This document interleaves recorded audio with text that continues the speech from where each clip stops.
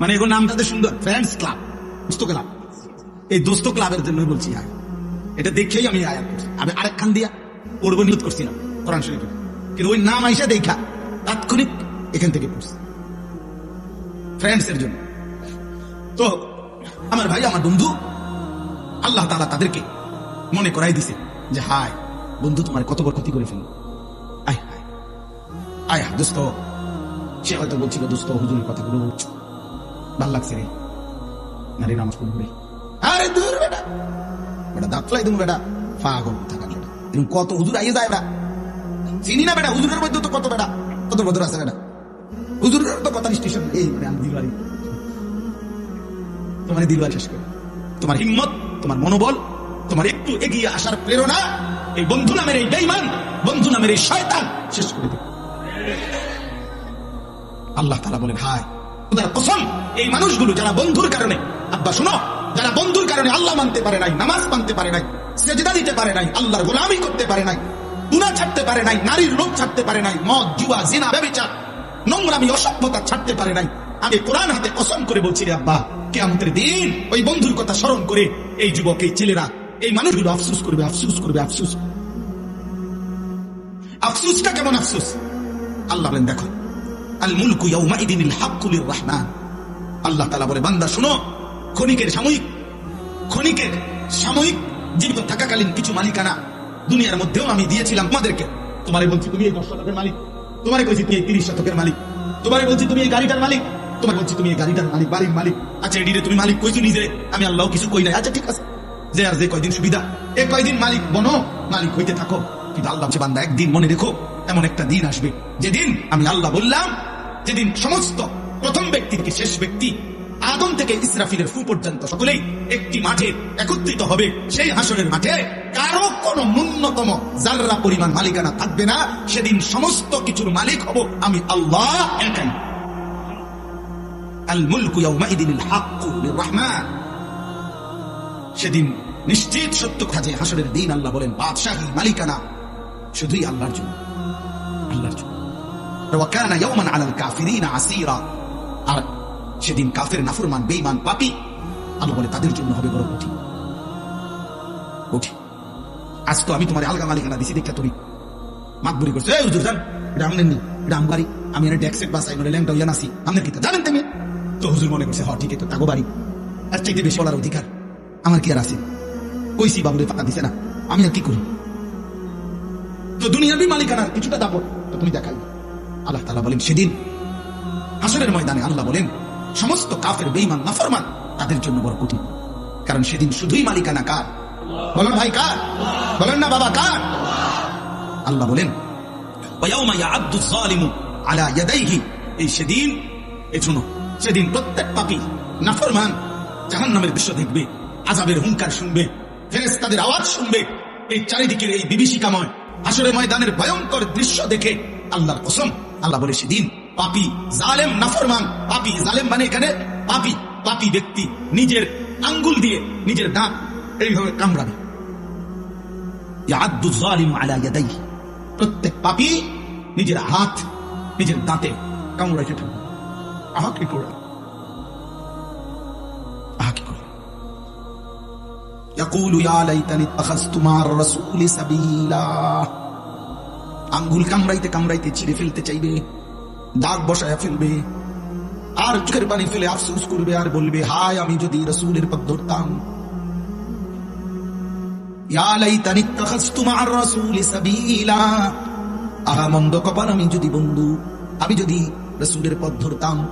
এরপরে দেখো, এরপরে শব্দটা বলার জন্যই আমি এটা পড়ছি, ইয়া ওয়াইলাতা লাইতানি লাম আত্তাখিজ ফুলানান খলিলা। এই খলিল মানে বন্ধু, খলিল মানে কি? বন্ধু। আল্লাহ বলে প্রত্যেকটা পাপী, খোদার কসম, সেদিন নাফরমান পাপী এই আঙ্গুল কামড়াবে আর বলবে ইয়া ওয়াইলাতা, হায় আমার আফসোস, লাইতানি, আহা আমি যদি লাম আত্তাখিজ ফুলানান, অমুককে, এই নাম মনে পড়বে, ওই লম্পটকে, ওই নারী লুবিকে, ওই মদখোর, গাঁজাখোর, ফুটাখোরকে, ওই জুয়ারিকে, ওই মানুষ নামের দুষ্ট শয়তানটাকে আমি যদি খলিলা। আমি তো এমন বুড়া মানুষ দেখছি, কসম খোদা, এমন বুড়া মানুষ তো দেখি, একেবারে বুড়া বেকা হইয়া গেছে, বুড়া এমন টাকায় একটা সেদা দেন। আর আমি সবাই বলতেছি, আমি নিজে দেখি, আমার মহল্লাতে আছে।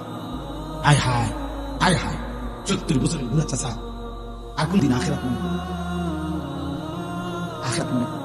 আল্লাহ যদি না ফিরায়, আমি হাজার ওয়াজ বেটা, আমি বক্তা না বেটা, বাংলাদেশের সমস্ত বক্তা যদি বাইটা পাউডার বানাইও খায়, আল্লাহ কসম, আল্লাহ কসম, আল্লাহ কসম, হিদায়াত চূড়ান্ত ফয়সালা আমাদের কারো হাতে না, শুধুই কেবল আল্লাহর হাতে, আল্লাহর হাতে, আল্লাহর হাতে। আমরা শুধু বলে যাই আমরা ফেরিওয়ালা, যে শুধু পণ্যের ঘোষণা দিতে থাকি, যে রবের কথা বলতে থাকি, আসমানওয়ালার কথা বলতে থাকি, বলতেই আছি, বলতেই থাকি, কিন্তু ফয়সালা করে কে? আল্লাহ। আমাদের নবী সাল্লাল্লাহু আলাইহি ওয়াসাল্লামের হাতে অসংখ্য লোক কালেমা পড়ে মুসলমান হয়েছে কিনা কথা বলে না, তো তা আবু তালেব হলো না কেন? নবীজির আপন চাচা, উনি তাই নবীর হাতে কালেমা পড়ল না কেন? মূলত ফয়সালা তাহলে কোথায়? আবু জাহেলের ঘর, এই গোটা মক্কার আল্লাহর ঘর কাবা ঘরের সর্বপ্রথম, কাবা ঘরের পরে প্রতিবেশী হিসাবে সর্বপ্রথম ঘর যার, আবু জাহেলের ঘর। কাবার পরে, আল্লাহর ঘরের পরে কারো ঘর এতটা কাছে ছিল না, আবু জাহেলের ঘর ছিল কাবার প্রতিবেশী প্রথম ঘর। এখনো এই বাথরুম টয়লেট ওইখানে, হাজী সাহেবরা পেশাব পায়খানা করে ওখানে গিয়ে, তো এই ঘর দেখলেই বোঝা যায় আল্লাহর ঘরের পরে প্রথম ঘর, কাবার প্রথম ঘর, কাবার পরে আবু জাহেলের ঘর। আসমানওয়ালা বলছে এত কাছে থেকেও আমি হেদায়েত দেব না, তো পাইছে হেদায়েত? যদি বেলাল আব্বাস সে মক্কারও না, মদিনারও না, সে হাবশি গোলাম, আফ্রিকা, আফ্রিকা থেকে মালিক, তাই না? বেলালকে বলছে বেলাল আয়, তোর ঈমান দেব, তোরে জান্নাত দেব। সালমানকে আল্লাহ বলছে সালমান তুই পারস্য থেকে আয়, ইরান থেকে, আমি তোকে ঈমান দেব। হযরতে সুহাইব আল্লাহ বলছে তুমি রোম থেকে আসো, ইটালি থেকে। হযরত সুহাইবের বাড়ি ছিল Italy, Rome, Rome, Suhaib Rumi. আল্লাহ তাআলা সেখান থেকে টেনে এনে নবী সাহাবী বানাইছে। হযরত আবু যর গিফারি, মক্কা মদিনার না, গিফার গোত্র, অনেক গোত্র। হযরত আবু হুরায়রা সবচেয়ে বেশি হাদিস বর্ণনকারী সাহাবী, আবু হুরায়রা, উনিও মক্কারও না, মদিনারও না, উনিও দাউস গোত্রের, আরবের বহু দূরের গোত্র। ওইখান থেকে এসে 7ম হিজরিতে নবীজি সাল্লাল্লাহু আলাইহি ওয়াসাল্লামের ইন্তেকালের মাত্র 4 বছর আগে আল্লাহকে টেনে আনছে, কালেমা পড়াইছে, নবীর সাহাবী হইছে। 4টা বছর বলছে আমার বন্ধুর সাথে তুই লাইগা থাকা, আবু হুরায়রা, আমি তোকে পৃথিবী চমকায় দেব। 4 বছরের সোহবত আর সান্নিধ্যে নবীর আজ পৃথিবীর সকলেই জানে সবচেয়ে বেশি হাদিস বর্ণনাকারী সাহাবী, 23 বছরের সাহাবী গুলো পিছে হালাই আল্লাহ গায়ে দিছে। এই জন্য জওয়ান ভাই, চলো আমার কথা শেষ। আমি একটা ছেলেকে, একটা বাবাকে বুঝাইতে চাই, আমাদের কারোর জন্য ইসলাম আটকাবে না, আখিরাত আটকাবে না, আমাদের জন্য না। কোরআন আমাদের কাছে মুখাপেক্ষী না। আল্লাহ তাআলা সেদিন বুঝাইছে, বন্ধু যে কয়জন লোক লাগবে ইসলামের বিজয়ের জন্য আমি নেব, আপনি দাওয়াত দেন, লোক নিমু আনবো, এনতে নিমু না, এনতে নিমু, আনবো। বুঝেন নাই কথা? মক্কা থেকে নেমু না, মদিনা থেকে নেমু না, ইরান থেকে নেমু না, ইউরোপ থেকে নেমু, এটা আমি বুঝবো। লোক নেবো আমি, লোক নেবো আমি। কিন্তু আপনি দাওয়াত দেন, আপনি বলেন, আপনি নিজস্ব সিদ্ধান্তে ফয়সালা দিতে পারবেন না, হেদায়েত দিতে পারবেন। এই জন্য আমরা তোমাদেরকে আল্লাহর হাওয়ালা করছি। তোমরা আলহামদুলিল্লাহ অনেক যুবক, অনেক যুবক, অনেক, তোমরা আমার এটারে অনুরোধ, আমি কোরআন হাতে বলবো, তোমরা আমার এটারে জনপ্রিয়তা মনে করো।